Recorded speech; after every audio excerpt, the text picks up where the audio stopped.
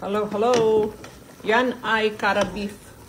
Yung tenderloin ng cara beef. Namimiss ko na yan. Cubes. Bakit? Yan yung pinaka-ritaso ng ginawa kong steak. Yan yung matigas na part.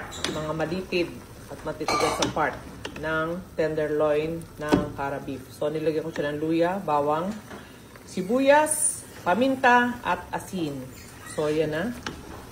And then, i-pressure cooker ko siya kasi sayang ang gasol. Matigas talaga to eh. Matigas siya.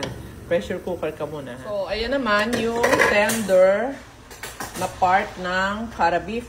Yan. So, ano proseso? Fresh siya. And then, hinugasan mabuti. Asin at suka. And then, dinikdik ko siya ng, ako na nga yung pandikdik. Pakita. Yan. Ito. Ano tawag dyan? Ayan. Tenderizer.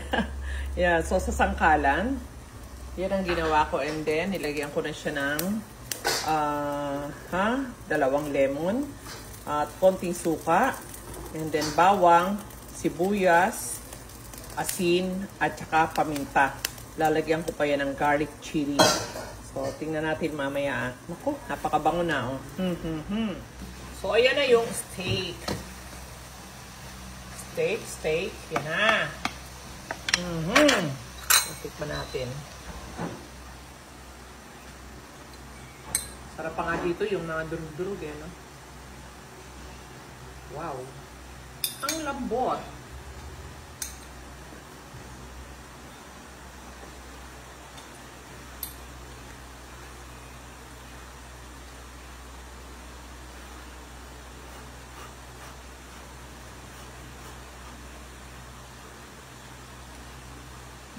Napaka-tender.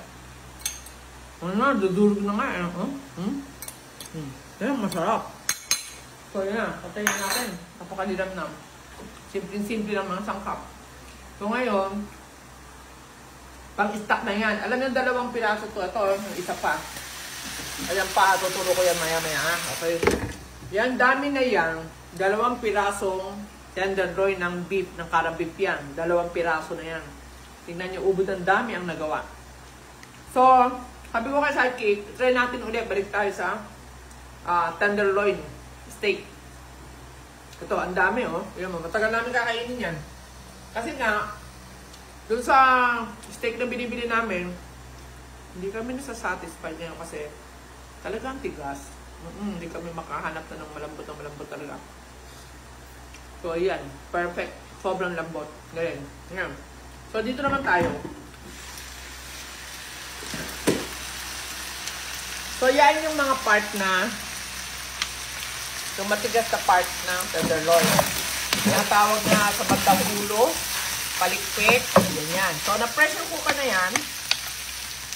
So, yan na. Malambot na siya. At tumutunog pa kasi sangkutsado. Pero, lalagyan lang natin siya ng mukha ako ng mukha.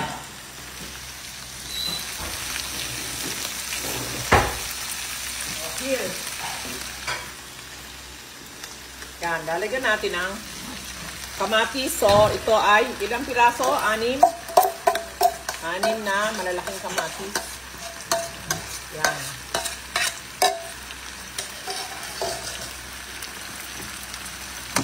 Saka natin medyo pangpagsahin.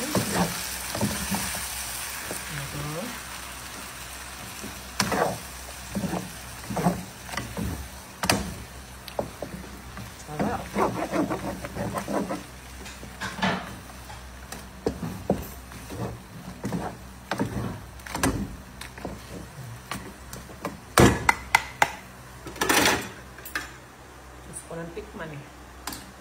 Ako'y may lakad. Gusto ko ng tikman.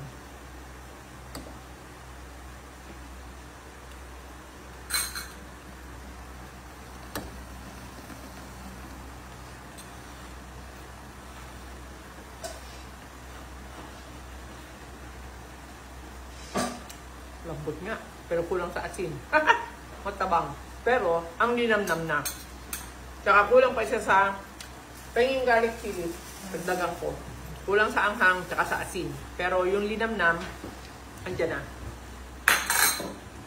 Asin and garlic chili. Asan ang asin? Garlic chili.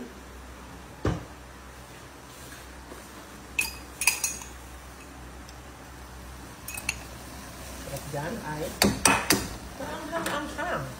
Saan natin lagyan ng konting asin.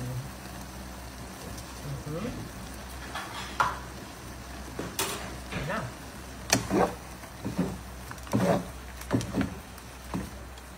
Pang-stock na naman. Ang dami kong pang-stock na para beef. Alam mo si Dr. Farah, yan ang isinasuggest niya. Instead na beef, para beef. Kasi nga daw, damo ang kinakain. Yan. Bagong testing.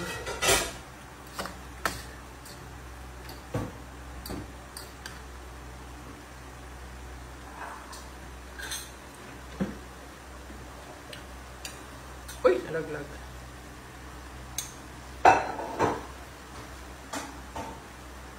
Nako, perfect na. Haha! Anghang! Sarap!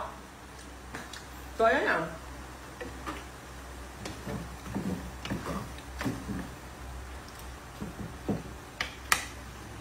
Pa natin sandali. And then, mga 2 minutes. 2 minutes na kumukulo siya, okay na yan.